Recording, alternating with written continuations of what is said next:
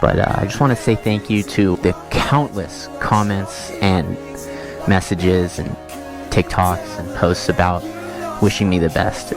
I'm actually gonna start crying. It really means a lot because it's scary and lonely recovering from this, and I really appreciate that. Extra, extra, read all about it. Magazines, feelings, and you can't get out of it. Extra, extra, read all about it. Magazines, feelings, and you can't get out of it. Extra, extra, read